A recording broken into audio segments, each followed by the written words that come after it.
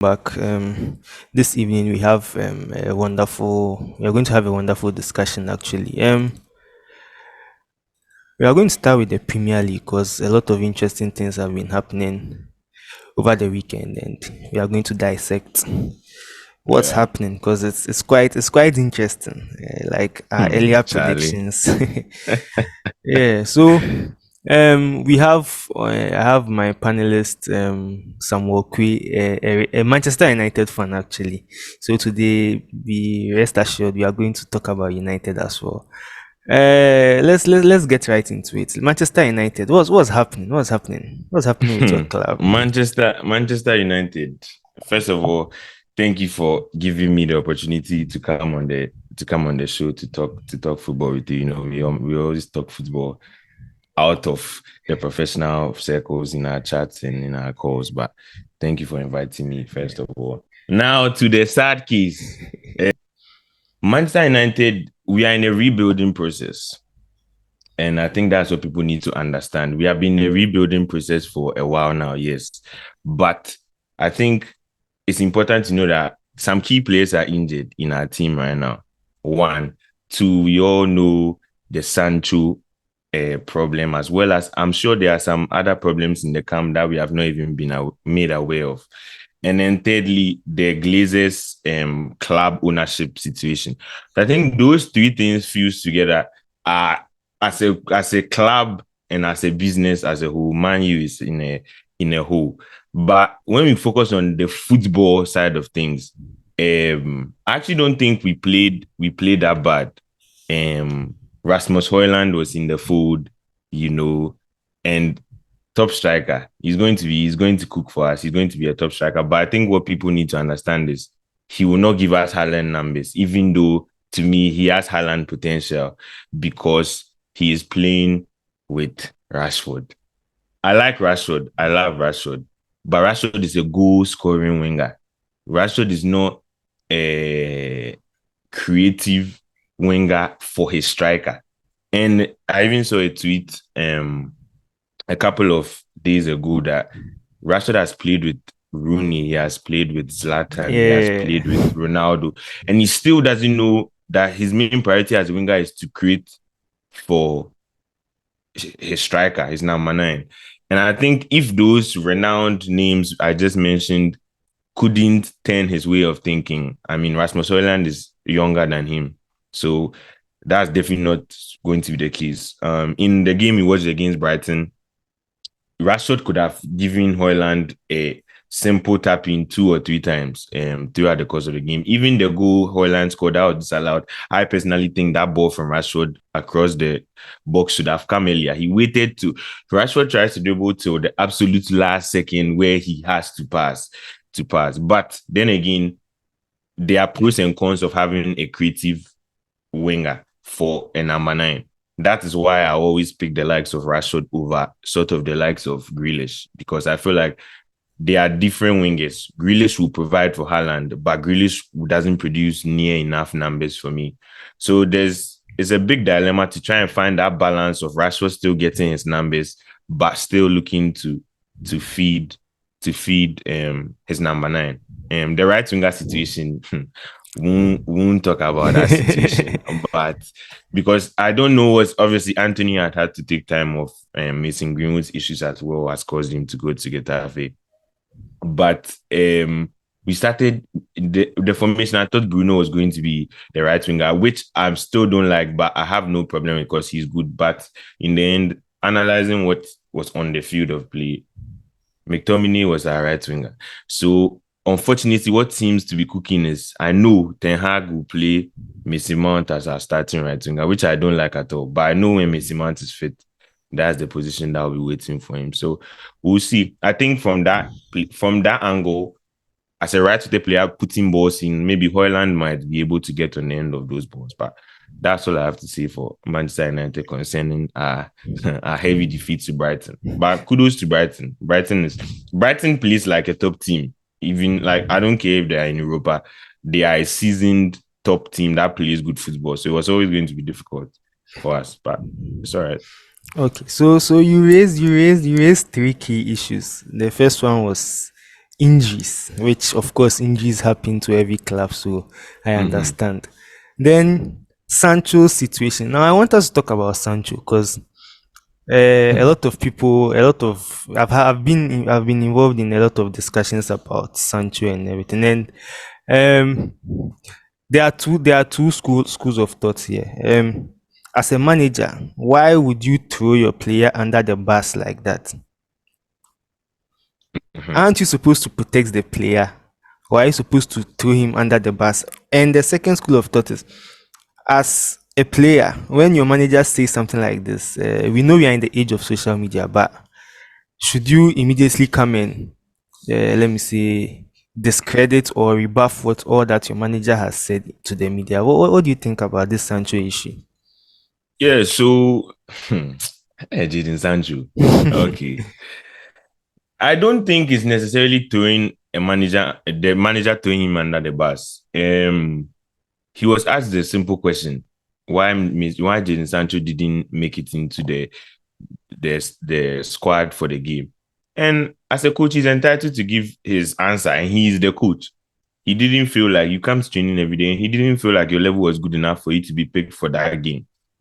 I think it was very wrong for Sancho to reply to him. I will get to that second school of thought. But for the first instance, Ten Hag has defended Sancho on many occasions. Ten Hag sent this guy, went to rehab, or he went to get his mind right, his fitness right. Ten Hag protected him throughout all those things. When he came back, to me, when he came back, he was still the same unproductive winger, but still, Ten Hag was putting him in the team, defending him in the media when everybody was going against him. So I think to say Ten Hag do him under the bus is not is really harsh on his part because as a coach, he must also be very frustrated with he has tried different avenues to get the best out of the Sancho, and nothing has worked. He has tried playing preseason. He played him in the false nine. They have tried him on the right. They have tried him on the left. They have tried him as a 10. It's just not working. So I don't know. Coming into the league, I always thought Jadon Sancho was going to be very questionable. First of all, because he's coming from Bundesliga, and there are only a few players that have hit the ground running in the Premier League. But as a winger, in the Premier League. I don't think he has any of the attributes. Not any, but some of the key attributes you need to be a winger in the Premier League. When we look at somebody like Anthony, Anthony has no end product. But the reason Anthony will always start a game over Sancho is because of pace, dribbling ability, the ability to create. When I look at Sancho, he can dribble, but he can't get away from people. Like he's not quick. And so if you are not quick in the Premier League, the only other option for you is to play either an inverted winger where you are really out wide, then you are mostly in the channels, or to play as a false nine. Now, the false nine situation is taken as ended because Hoyland is going to be a striker for the next wherever he is. So that's gone. Now, he's not better than Rashford. So the left is really out of the equation. He's not a better 10 than Ericsson or Bruno. So that's also out of the equation. His only fighting spot is the right wing. But anytime they put him on the right wing, he doesn't, he's just as unproductive as Anthony. But I think Anthony even gives as little as Anthony produces, he gives more than Sancho, in my opinion. So I really don't know. But I don't think Ten Hag threw him under the bus. I think he's doing a good job of managing it. I mean, I think they told him to apologize and he hasn't yet. And so he was out of the squad. So whatever happens will happen. But honestly, I think our bias, when we look at wingers in the Premier League, Sancho doesn't have the traits of an effective winger. Maybe the Man United system also won't suit him, so a move away will be good for him. But I think in the Premier League in general, I don't think he will succeed at most clubs, if I'm being honest. But yeah, that's my take on the issue. Okay, wonderful.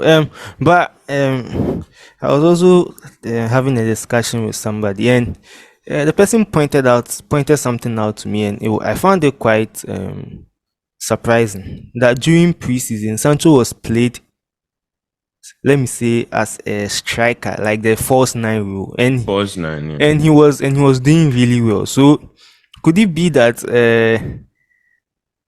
Ten Hag has changed his role, like probably the role they agreed or the role he thought he would be playing in? Could it be that Ten Hag has changed it a little? He has tweaked it a little, and that's causing Sancho. Because we I all mean, know. yeah, I mean, even if he has changed it, coaches are entitled to change. Bro, he's the coach of the team. If first of all, Ten Hag didn't sign Sancho, so so let's be clear that Sancho is not Ten Hag's player. He's Ten Hag's player by situation. Ten Hag came to man, he's a man player, yes. But even if your coach told you they are playing whatever formation and he has changed the formation, coaches change. How many different variations do we see Pep playing? Pep didn't come and beg John Stones, oh, please be my midfielder. If I want to play in midfield, you will play there. And if you will not play there, you will sit on the bench. Cancelo didn't want to do a job for Pep. Now he's out of the team, always moving to clubs. It's very simple. Coaches have the ability to change their mind in any given situation. Now, for the first 9 preseason, first of all, preseason is a different ball game. Preseason is to get fit. That's the main focus of preseason, to gel as a team and get fit. Nobody, and I don't, if Sancho believed it, that's his mistake. Nobody believes Sancho will be leading the line for Manchester United going to a Premier League season. Let's be serious. His numbers are already not good in his prime, in his natural position. So why would we trust on him to lead a line? If he's trying different things to test and see whether maybe if Højlund or Martial were ever to be injured, is this a position Sancho can play? So preseason used to test out different possibilities and different variations that you can use throughout your whole season. So there's no, we have agreed that this is the position I played. You will be used as the coach sees fit. I mean, we all, as football players, we all might not agree with the coach sometimes in terms of how he wants us to play, or even if he's playing us in a natural position, the tactic he wants to deploy the team. But at the end of the day, your job as a player is to play the football, and his job as a coach is to coach the team. So I've made so much excuses for Sancho, so I really don't know, Charlie. But yeah, because I don't know. We have defended him, we have also criticized him, but nothing has changed. Like, Sancho hasn't given me a run off. And now he used to be in the team consistently, and he wasn't giving us anything. Sancho has never, in a Man United shirt, Sancho has never given 4 or 5 consistent games. So, and he has been here for 2 years. So, bro, like, man, if I just sell him, honestly, to me, if I sell him, then go get some better winger, because Sancho cannot be a Man United winger. This is the truth. So he can be on the, but now he's acting up on if he's on the bench or not picked. But to me, he's a role player at best on our team. Like, in our best 11, Sancho is not inside, and I think we all know this. So, Charlie, make you just take him like that. Wonderful. يا كريستيانو يا كبير.